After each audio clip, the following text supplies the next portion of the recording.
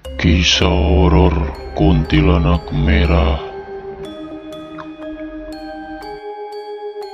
Di sebuah desa terpencil yang dikelilingi hutan lebat, ada legenda tentang sosok kuntilanak merah.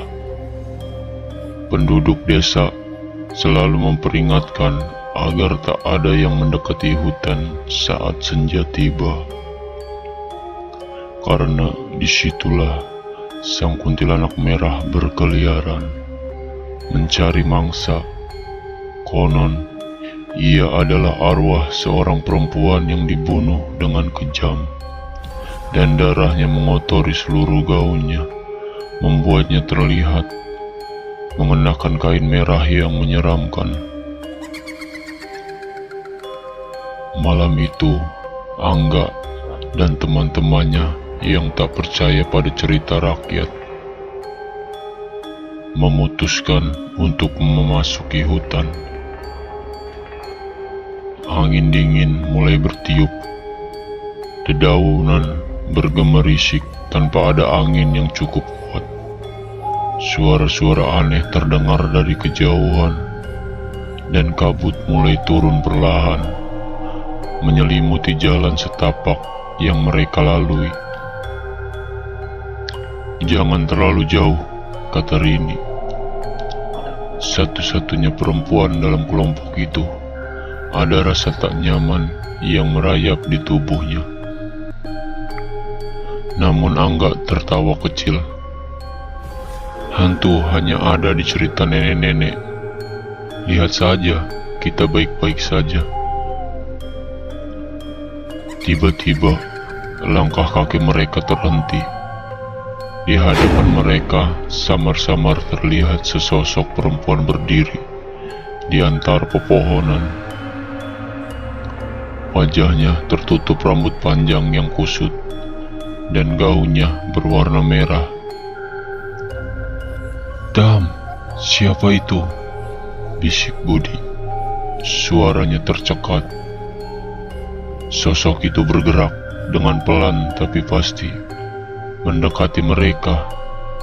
Setiap langkahnya mengeluarkan suara seperti dahan yang patah. Rasa dingin merayap ke punggung mereka. Ketika sosok itu semakin dekat, mereka bisa melihat lebih jelas matanya. Merah menyala, penuh dendam dan kebencian. Tanpa aba-aba, Rini berteriak dan lari. Teman-temannya pun segera berlari. Tetapi setiap kali mereka mencoba menjauh, sosok kuntilanak merah itu muncul kembali, seolah bisa muncul di mana saja.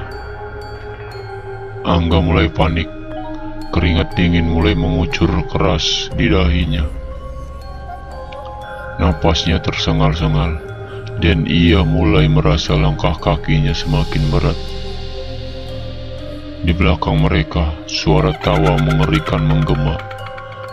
Tawa yang membuat bulu kuduk merinding, disertai suara-suara liris seperti bisikan kematian. "Kalian tak akan bisa lari dariku."